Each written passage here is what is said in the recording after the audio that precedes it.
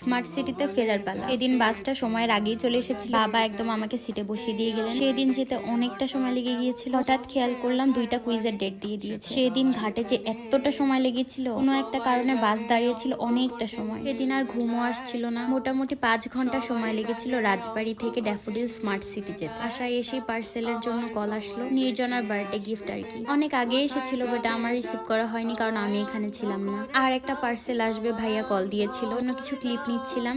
কিছুক্ষণ পরে ভাইয়া চলে এলো। আর এবারের পার্সেলটা ছিল আমার মোবাইলের কভার। সুন্দর না? গিফটটাকে তো আর এভাবে দেওয়া যায় না, এজন্য 71-এর দোকানের ভাইয়া শরণাপন্ন হলাম। আমি আসলে কোনো স্পেশাল ডে ফুল ছাড়া কল্পনাই করতে পারি না, সো নির্জনার বার্থডে ফুল নেওয়া তো মাস্ট। এগুলা তোমাদের পছন্দের ফুল, আর আমার পছন্দের ফুল এটা। ফ্রেন্ডের বার্থডে, বিনা নিমন্ত্রণে যাইতেছি ওর বাসায়। এটার কারণ তোমাদেরকে আমি পরে বলবো। আচ্ছা, আমি না ডিসিশন নিয়েছি, আমি গ্র্যাজুয়েশনের পরে যদি জব না পাই আমি ফুলের দোকান দেবো। বিনা নিমন্ত্রণে কেন সেটা একটু পরে বলছি। আর ফুলের দোকানের কথা কেন বললাম, ওদের ফুলের প্রাইস অনেক বেশি, এটা এই ভাইয়াটাও বলছিল। আসলে ভার্সিটির সামনে একটাই ফুলের দোকান, এর জন্যই হয়তো ওরা প্রাইসটা এতটা বেশি রাখে। নিচে দাঁড়ায় আছি।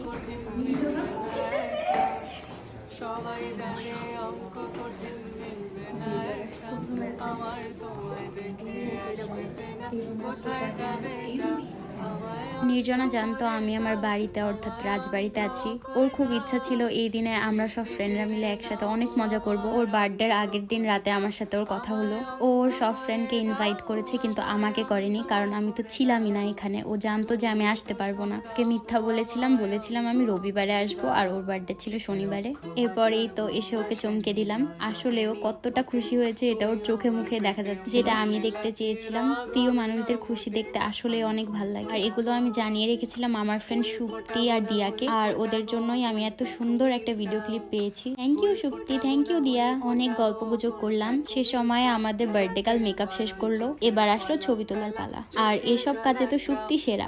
আমরা সবাই বার্থডে কালের সাথে ছবি তুলে নিচ্ছিলাম, ততক্ষণে আমিও একটু ঢং করলাম। আর এই যে আমাদের সবার ফেভারিট নুন আপু এখানে লাভ বার্ড ছবি তুলছিল, আর নির্জনা কোমরে হাত দিয়ে দাঁড়িয়েছিল। ইতিমধ্যেই দিয়া কেকটাকে আনবক্সিং করলো। এরপর একে একে সবকিছু সাজানো হলো। এরপর আমাদের বার্থডে গার্লকে ট্রেন্ডি রিলস এর ক্লিপ নিয়ে দেওয়া হচ্ছিল। এদিকে পটল কুমার ভাবছিল এরা কি করছে। আর এই যে আমাদের আরেকটা পাকা বুড়ি। আচ্ছা আপনারাই বলেন তো, ওজনটা একটু কম হওয়া কি দোষের? নির্জনা তুমি কিন্তু একদম ঠিক করনি। এরপর শুরু হলো ভাই বোনের খুনসুটি দুষ্টুমি, যেগুলো সারাক্ষণই চলে। এখানে 3 ভাই বোন কিছু ছবি তুলছিল, আর খুনসুটির কিছু মুহূর্তগুলো আমার ক্যামেরায় বন্দী হয়েছিল।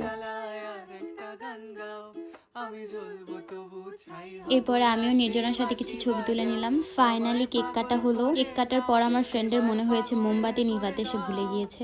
এরপরে কেক খাওয়া দাওয়ার পালা, আর এদিকে চলছিল সেলফি। নির্জনা তুমি সবাইকে পরিবেশন করতেছো? ও কত গুড গার্ল। আচ্ছা আজকেই দেখবা, হুটহাট দেখবা না। এরপর নির্জনাকে আমিও একটু কেক খাইয়ে দিতে গেলাম, কিন্তু ও আমাকে খাইয়ে দিল না।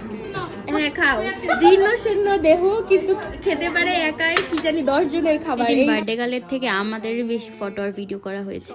এরপর গিফট আনবক্সিং এর পালা। মেয়েটা একদমই ধৈর্য হারা হয়ে যাচ্ছিল, সবার গিফট গুলো খুলে খুলে দেখছিল। তবে সব থেকে বেশি এক্সাইটমেন্ট কাজ করছিল এই পাকা বুড়িটার। একদম সবকিছু দেখতে হবে তাকে।